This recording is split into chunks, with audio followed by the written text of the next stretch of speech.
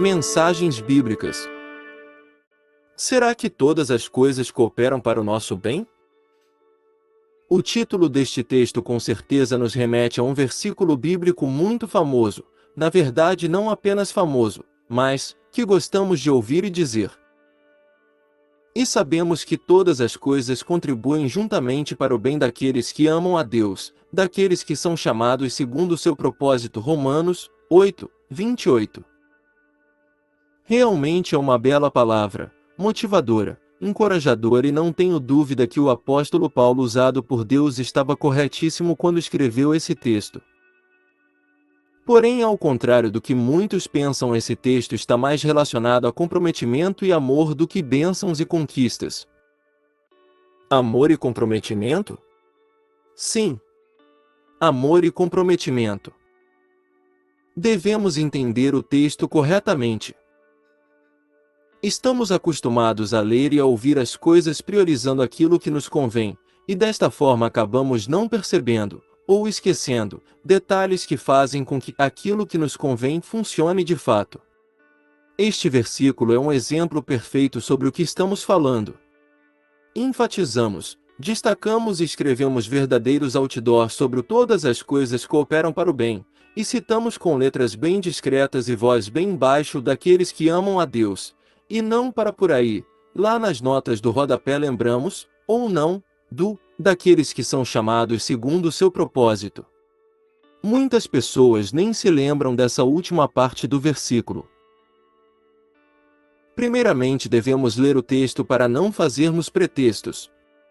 Para entendermos perfeitamente o capítulo 8 de Romanos, temos que ler o capítulo 7 e aprendermos um pouco sobre a luta da carne com o espírito no nosso estilo de vida. E sobre esta questão Paulo chega a uma conclusão enfática de que não é fácil ser chamado segundo o seu propósito, porque a natureza humana se inclina para o mal, mas no versículo 3 do capítulo 8 ele nos lembra que nós temos uma chance, porque Deus, enviando seu Filho em semelhança da carne do pecado, pelo pecado, condenou o pecado na carne. Difícil de entender? Vou explicar então. A ideia original era de que nós guardássemos os mandamentos de Deus, mas não foi o que aconteceu e todos pecaram. Sendo assim, não conseguimos guardar estes mandamentos.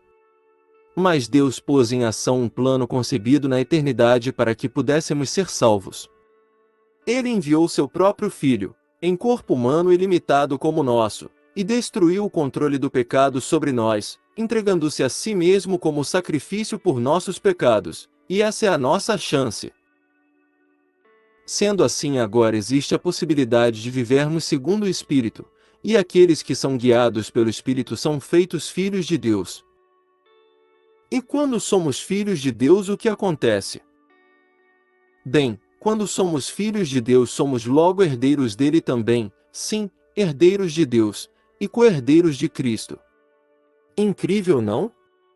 Mas não podemos nos esquecer da continuação do versículo que diz que é certo que com ele padeçamos, para que também com ele sejamos glorificados. Como assim? Ser herdeiro de Deus não é só herdar vantagens? Parece que não.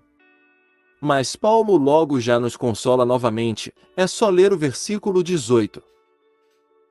Porque para mim tenho por certo que as aflições deste tempo presente não são para comparar com a glória que em nós há de ser revelada.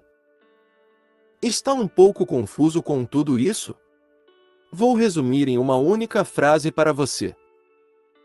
Acabe com a lógica dos teus pensamentos e aceite os conceitos de Deus. Descubra na prática: eu já não vivo mais eu, mas Cristo vive em mim. Amar a Deus e ser chamado segundo o seu propósito. Sei que agora parece um pouco mais difícil realmente ser alguém que ama a Deus e é chamado segundo o seu propósito, mas o Espírito nos dá uma baita ajuda nas nossas fraquezas, porque quando não sabemos nem o que dizer, quando nossa dor parece nos sufocar, então o Espírito intercede por nós com gemidos inexprimíveis. Jesus morreu por nós, quando nem sequer poderíamos imaginar em sermos salvos, nos dando um direito que não merecíamos, e isso parece um pouco difícil de entender com nosso limitado raciocínio humano. Mas devemos nos lembrar que o Cordeiro já foi conhecido antes da fundação do mundo. 1 Pedro 1, 19, 20, e fomos eleitos em ele, Efésios 1, 4, Mateus 25, 34, predestinados soberanamente, e ao nos escolher, ele nos chamou para ir a ele, e quando fomos, ele nos declarou sem culpa, nos dando o direito de ficarmos com ele. Paulo com certeza ficou extasiado com essa revelação, porque no próximo versículo ele nos pergunta o que poderíamos dizer diante de coisas tão magníficas, e chega a uma conclusão: se Deus é por nós, o que é que pode estar contra nós? E ele não para por aí. Ele ainda nos lembra que ninguém pode nos acusar, sim, a nós, que estamos segundo o plano de Deus, e que nada poderia tirar de nós esse amor, nem mesmo a morte, a vida, os anjos, as forças do inferno, o dia ou a escuridão, a altura ou a profundidade, nada vezes nada. Sim, todas as coisas cooperam para o nosso bem. Sabemos que não é fácil, somos perseguidos, às vezes humilhados, as aflições hora ou outra batem em nossa porta, mas isso não significa que Deus nos abandonou, significa que estamos segundo o seu propósito. Como assim?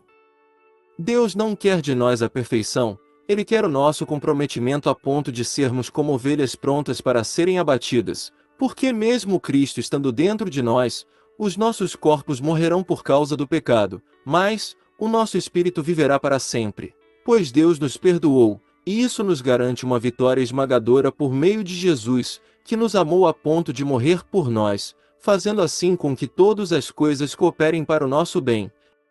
Obrigado por assistir o vídeo. Se gostou, deixe o seu like.